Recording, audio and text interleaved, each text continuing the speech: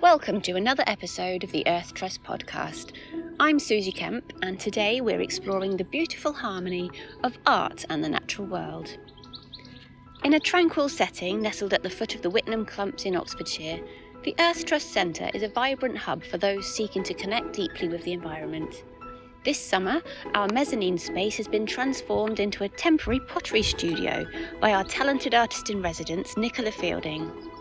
It's a haven of creativity and inspiration, with the walls adorned with breathtaking images of our local landscape and wildlife, alongside Nicola's exquisite sketches and ink paintings.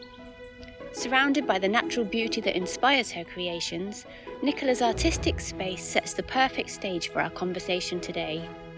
Join me as we delve into her journey as an artist, her profound connection with nature, and the intricate process behind her stunning clay sculptures. So I'm with Nicola in her studio space that she's created up in the Earth Trust Mezzanine, and it's looking like a proper artist workshop. I love it up here, Nicola. Thank you. Thanks for talking to me today. Welcome. So yes, can you just tell us a bit about your background as an artist and how your relationship with nature influences your work? Sure. So I've always loved being creative ever since I was really little. I was just drawing all the time. My mum said, we would be going out and I would say, oh, just a minute, Mum, I've got to finish drawing this hedgehog or something. So that's always been part of me. So at school I always loved art, did all the creative subjects I could, and then decided to do foundation in art and design and then study painting at university. So I'd actually never worked with clay until I finished university, and I trained with a local potter. Her name's Katie Poston, and she taught me everything I know about clay. She did an internship, so I worked with her and loved it so much that I sort of begged her to let me come more than just a couple of days a week, and I ended up there full-time helping her out and then getting to learn all about clay in the town. And so then after that I built a little studio shed in my garden, so I had that during lockdown and started to make sculptures, and I have been working with children in primary schools doing creative things with them too, and then applied for this, got this. Excellent. So what's inspired you to work with natural clay, and how do you source the materials for your sculptures? That was very much something that came from this opportunity. So when I found out about the residency, having grown up around here, I knew that the Whitnham Clumps is literally clay underneath, so I thought it'd be really exciting to have that opportunity to ask if I could dig up a little bit of clay and test fire it in the kiln and just see what happens. Yes, it is important to ask permission before digging out the ground. But yes, and I have had people giving me funny looks in the woods when I've got a trowel and a box, so I explain what I'm doing and everyone's really interested. But yes, I definitely got permission, and I take very little, to be honest, because the clay that I'm using is for decoration. So what I do is I literally find a bit of soil that looks like it's got clay underneath, and just dig up a box full, take it home, soak it in some water, and then any bits of grass and things kind of sort of float to the top and you can scoop them off. Pick out any big stones and then just run it through a fine sieve, and then you get a slip at the end, which is like a really silky clay that you can paint with, basically. So slip is something that has been used as a pottery technique for hundreds of years, and the Romans used to use it to decorate their pots. So it's great. I love it. You can paint with it, you can drizzle it on, you can draw back through it to reveal the pale clay underneath. And so I think I've got a range of about 4 or 5 colours from different areas around the Earth Trust. Brilliant. Which is something I wasn't really expecting, to be honest. I thought they might all come out the same. You're literally painting with the land. Yes. Fantastic. So can you describe your creative process from the initial concept to your finished piece? Yes. I'm a planner, so it's quite complicated. I do lots of different things, I should mention. So I love to paint with ink because I find it very free, and you have to sort of give yourself over to the ink, it's going to do a little bit of its own thing, so you don't get too caught up in making something perfect. So I usually start there. So again, I've been making ink from materials around the earth trust and painting with those, and because I love wildlife and I like keeping diaries and a record of things that I've seen, I started to just explore the site and take note of all the wildlife that I saw, and then make a visual diary, so paint using the inks the wildlife that I've seen, and then from those drawings and those experiences, the most memorable ones kind of catch my attention, and I start to build little clay maquettes, so small sculptures, and then I might settle on a species that I think lends itself really well to the clay. So I've become a little bit obsessed with the great crested newts here because they have such fantastic texture in their skin and some really surprising colours, and so they have become a bit of a focus for me. Yes, I see the brooch you're wearing. Yeah, it's around. This is my little great crested newt. So yeah, this came from an ink drawing that I made that was then scanned in. And some very clever people turned it into a pin badge. Fantastic, it was beautiful. And those were for sale as part of our art weeks, because obviously you were one of our featured artists at the Earth Trust Gallery here at Earth Trust Centre. How did you enjoy Art Week? It was brilliant, yeah, it went really well. The new pin badges went down so fantastically, so I might have to order some more, which is always exciting. And it was lovely to chat to visitors, and I had my studio was open, people could come in and see what I was up to, and families could have a go at painting themselves and stuff. So that's kind of moments that I love, when people come in and engage with what you're doing. Yeah, that's great. And as part of the residency, you've been running some workshops. Can you tell us a bit about that? Yeah, they've been so much fun. So I've taken the idea of using the clay from Earth Trust and creating our own little Whitman clumps. So a bit like I'm sort of doing here, we start by making a pinch pot out of the clay, and that's going to be our clump.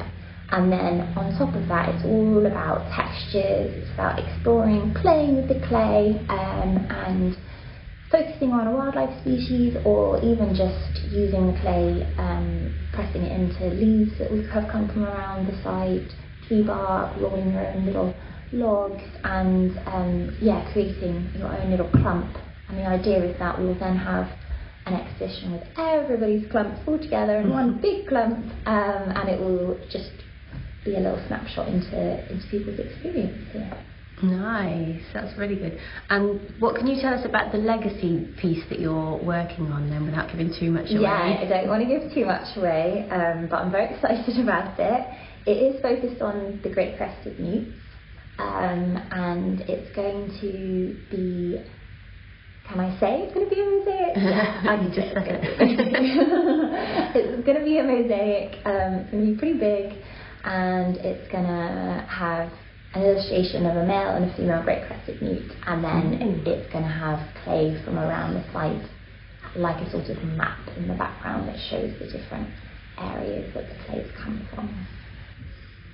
Fantastic. And what's been your favourite moment through the process so far? That's a really hard question. I have a couple. One is the first time I opened the kiln, having put some test tiles in there, and just getting such a shock that there was bright yellow and orange and red, and I just couldn't believe it. So then I knew I was going to have some really great stuff to work with, and sort of knew that it was going to be a success, because ceramics is very experimentational. So there was a chance that I couldn't have actually worked with the clay at all. It might not have been stable enough to fire. So that was a really good moment. And then I think probably going on the Great Crested Newt surveys with Charlie, one of the rangers here, and seeing my first Great Crested Newt. But also just being out in the woods in the dark was a really cool experience, and seeing lots of the other wildlife, the bats and heron flying overhead, all the frogs, toads, everything like that. That was my first week, so that just got me right in the right mindset and sort of in the zone. Yeah. So it's very much kind of the wildlife that you're drawn to. Yeah, it is, definitely. My my art practice has always been about wildlife, and just sort of raising awareness of what's here, because a lot of people don't realise if they actually stop and take a look. There's a huge range of species here, and sites like this are so important for protecting them, just by giving them space to breathe, basically. And then my other big passion is engaging people with what I'm doing and with outdoors as well. So yeah, another favourite moment is the workshops and seeing families all working together, and sort of that lovely little quiet chatter. Everyone's just busy making something. Is there anything that personally you'll take from the experience as being our artist in residence? Is there anything that's surprised you or you didn't expect to learn on your journey? I didn't expect to find so many different colour clays in such a small area, so it's given me confidence in that as something I can take forward and experiment with other local clays. And making ink is so much easier than I thought it was. I did a lot of research before I started and thought it was going to be quite complicated, but actually I found the simplest thing to do is just whiz things up in a juicer, or to just simply boil things for an hour or so in an old saucepan, and then run them through a sieve and a coffee filter, and then you've got paint that you can use. So yeah, I would definitely encourage top tips to try at home. Yeah. Make sure you use things that are just for ink, though. Otherwise, yeah, if you want any leftover bits of twig ending up in your fresh orange juice.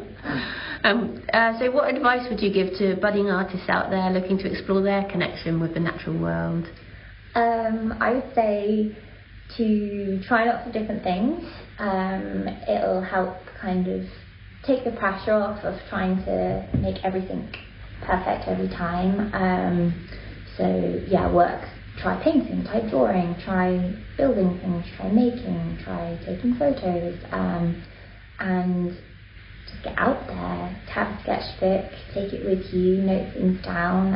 You don't have to, I don't always draw in the field, as it were. Sometimes it's just enough to take a little note on my phone of what I've seen, or a sort of specific memory I want to try and capture in a piece, and then you can gather images later. It doesn't have to be on site, but then that's a great thing to do too. So yeah, I would just say try as many different things as you can. Just get out there. Give it a go. Fantastic. Well, it's been lovely talking to you. Thank you for telling us all about your inspiration. You're welcome. Our beautiful surroundings here at Earth Trust. Yeah, it's incredible. Everybody who comes up here is jealous that I get to work here. You are very lucky, but also very talented. So it's a pleasure talking to you today. Thanks so much. Thank you. So there we have a glimpse into the world of Nicola Fielding and the inspiring landscape around Earth Trust Centre. If you enjoyed today's episode, please do subscribe. You can also follow us on social media for updates and more behind-the-scenes content. Until next time, keep finding beauty in nature and let it inspire your creativity.